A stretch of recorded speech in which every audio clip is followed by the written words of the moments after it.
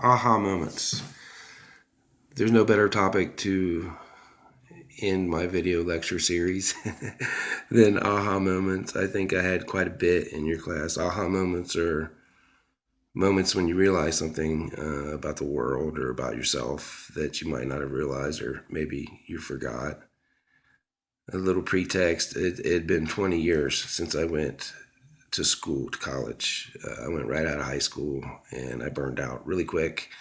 It was too early for me to do that. And then I had a family and I ended up raising kids by myself, working all the time, working a lot of jobs to put food on the table, roof over their head. Responsibilities take effect. And it seemed like my opportunity for education had slipped away and probably was my fault. So, getting this late opportunity in life to try it again and give it my best shot. I was really psyched about it. And one of the first classes that I signed up for was oral communications because, quite frankly, public speaking terrifies me. It is frightening. You could probably tell that from the first video essay that I did. It took me like 500 times to get that done, and it still wasn't very good. But thankfully, I got a lot better, a lot more confidence. I got better at speaking from the heart, and I got better at battling the nerves, even though the last one was very nerve wracking. But I got through it, and I'm proud of myself for that. But the first aha moment I think I had in your class was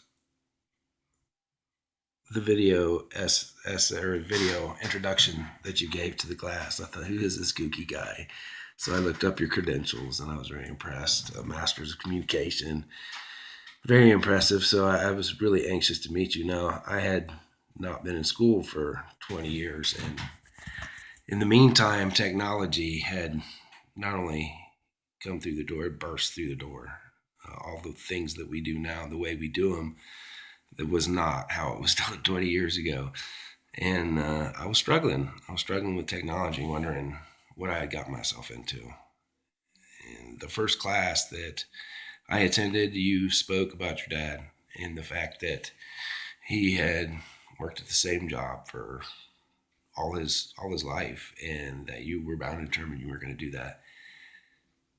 And even though you had invested all this time in your education, you told us you were at the end of your teaching career. You're about done, and you're about ready to try something else. And you told us about the jingles, and that was pretty cool.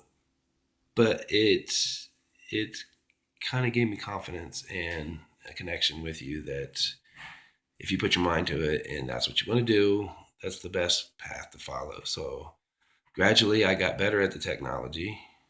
I'd like to think that I got better at the speaking, the public speaking. It's not quite as frightening now. I could have done better at the last one. It's funny, the uhs, which I'm doing again.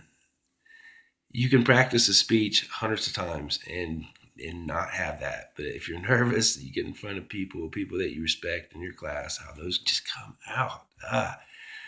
Another revelation or aha moment was the critiquing of our own speeches, which you said would be the toughest thing we did, and it was. It was tough to watch yourself and watch yourself stumble and think, this is just so silly. You did it hundreds of times. You didn't need these words or any of that. But yeah, it was definitely interesting to see that many more aha moments, the Tuskegee experiment.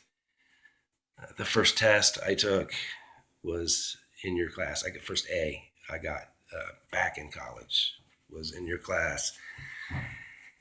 But the biggest aha moment for me was the happy realization of how professional all the instructors at CWI are, how good they are, top notch, always available, great feedback, how much time you guys take to put in your classes to prepare the curriculum. Just fantastic. The whole staff at CWI, the librarians, the tutors, everything is spot on. That's my aha moment from oral communications. The fact that I can speak now without being terrified, even when people walk in the room. Thank you, guys.